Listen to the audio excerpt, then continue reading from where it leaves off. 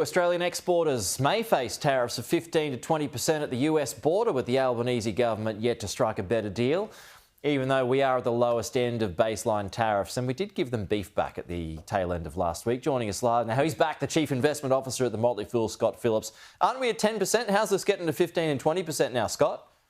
Hey, good morning, mate. Good to be back. I reckon Donald Trump's pretty much realised he could get away with it. The reality was that the deals, so-called deals, I liken it to a school bully stealing your lunch money and saying, I did a deal with the kid. But the reality is he's got 15% out of the EU.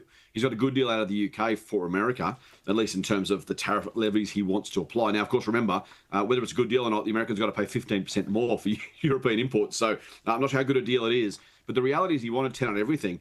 I think he's probably been emboldened by the success so far. I think, well, hang on, maybe out levying 10 across the board as that minimum, so-called minimum tariff is too little. Maybe I can get away with more. Maybe I can get away with 15 or 20%. So I think that's probably what's happened. Now, I'm guessing he's not said outright exactly why.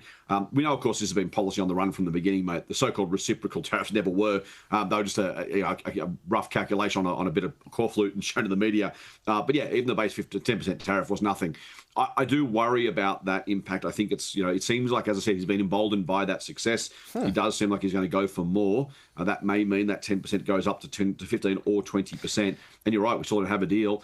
We've given him beef. The government's pretending it's all about biosecurity. I think that's probably unlikely. But again, we have no reason other than to speculate. They say it's completely unrelated. That'd be generous. The PBS may still be the sticking point, by the way. We know US drug companies have been really, really hot on that. The Australian government, I suspect, would be almost impossible for that to be given up in any meaningful way. So that may well be the sticking point, may well see us having to pay more tariffs. Can you really see that happening, though? I mean, at 10%, we've just, conceded on beef, and then all of a sudden he ups it to 15, 20%. I mean, usually with Trump, though, he starts big, goes low. You mentioned Europe. He started at 30%. It came down to 15% in the end. Oh, yeah, that's totally right, mate. It's absolutely true. And look, we don't know what actually will happen. We just know that overnight it's been reported he's considering increasing that base tariff for everybody. Look, Trump is negotiation 101, right? Very, very, very transactional. I honestly, mate, I honestly reckon he's kind of gone, hang on, maybe 10 was too early. Maybe I can get more. Why don't I try and get more and see how I go? So I'm not going to make any predictions. I don't know what will happen in the end. So much can happen between the two. We've got AUKUS, of course. We're very close friends and allies, all that stuff.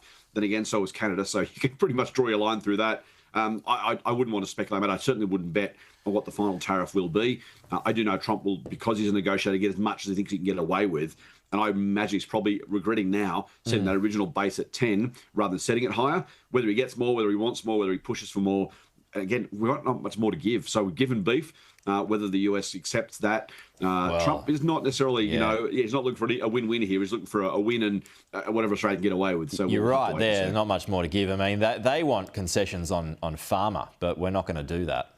Correct, yeah. And look, the PBS is massive. We could do it, but policy-wise, it would be a huge, huge, huge impact. And certainly a Labor government in particular. I don't imagine the coalition would do it either, just frankly. But I can't imagine a Labor government giving on the PBS. It'd be crazy. That's a good pickup, Scott. We're going to dig up that grab from Donald Trump this morning. Interesting indeed. Good to see you. Did you have a good holiday? Where'd you go? Mate, went to the top end, spent 3 weeks driving around Arnhem Land, Litchfield, Kakadu, had an absolute ball. Thank you, mate. Oh, yeah. What sort of car are you getting around in those parts? Land Cruiser, mate, which was desperately needed. The road to Arnhem Land is really ordinary. Do some fishing? It was good. Get some nice fishing? Yes, young bloke called a barra. He was very happy. Oh, yeah, the best kind. I didn't get one, but he managed to snag one, so he's pretty happy. He's got bragging rights. Yeah, well, it's the best eating, that is for sure. Well done, Scott. Good to see you. Thank you. Welcome back.